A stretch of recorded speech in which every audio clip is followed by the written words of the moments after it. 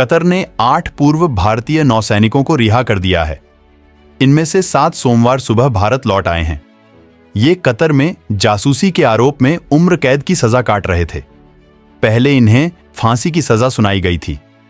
विदेश मंत्रालय ने सोमवार 12 फरवरी को देर रात कहा, भारत सरकार कतर में गिरफ्तार किए गए दहरा ग्लोबल कंपनी के लिए काम करने वाले 8 भारतीयों की रिहाई का स्वागत करती है।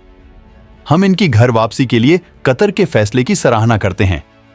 कतर की इंटेलिजेंस एजेंसी के स्टेट सिक्योरिटी ब्यूरो ने 30 अगस्त 2022 को 8 पूर्व नौसैनिकों को गिरफ्तार किया था।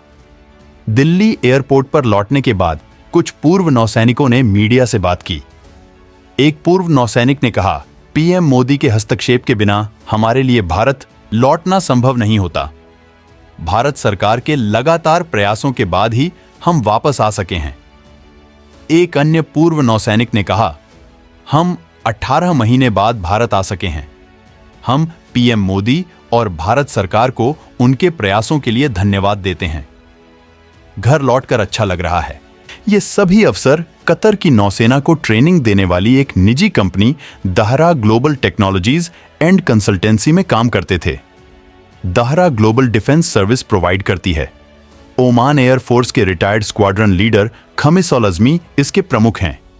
उन्हें भी 8 भारतीय नागरिकों के साथ गिरफ्तार किया गया था, लेकिन नवंबर में उन्हें छोड़ दिया गया। गिरफ्तारी से करीब 14 महीने बाद 26 अक्टूबर 2023 को इन सभी पूर्व नेवी अफसरों को मौत की सजा सुनाई गई थी। 28 दिसंबर 2023 को इनकी मौत की सजा कैद में बदली गई थी। बीबीसी के मुताबिक ये रिहाई ऐसे समय हुई है जब भारत और कतर के बीच गैस को लेकर एक अहम समझौता हुआ है। 6 फरवरी को हुए इस समझौते के तहत भारत कतर से साल 2048 तक लिक्विफाइड नेचुरल गैस LNG खरीदेगा। यह समझौता अगले 20 सालों के लिए हुआ है और इसकी कुल लागत 78 अरब डॉलर की है। भारत की सबसे बड़ी LNG आयात करने वाली company Petronet LNG limited PLL ने कतर की सरकारी कंपनी कतर एनर्जी के साथ ये समझौता किया है। इस समझौते के तहत कतर हर साल भारत को 7.5 मिलियन टन गैस एक्सपोर्ट करेगा।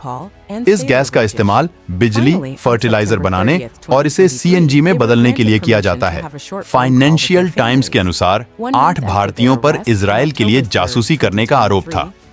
अल जजीरा की एक रिपोर्ट के अनुसार इन लोगों पर कतर के सबमरीन प्रोजेक्ट से जुड़ी इंफॉर्मेशन इजरायल को देने का आरोप था। कतर ने कभी आरोप सार्वजनिक नहीं किए। 30 अक्टूबर 2023 को इन नौसैनिकों के परिवारों ने विदेश मंत्री S जयशंकर से मुलाकात की थी। तब भारत ने कतर को मनाने के लिए तुर्की की मदद लेने की कोशिश की। तुर्की के कतर के शाही परिवार के साथ अच्छे संबंध हैं, इसलिए भारत सरकार ने उसे मध्यस्थता के लिए अप्रोच किया। भारत सरकार ने अमेरिका से भी बात की, क्योंकि रणनीतिक तौर पर अमेरिका की कतर पर ज्यादा मजबूत पकड़ है।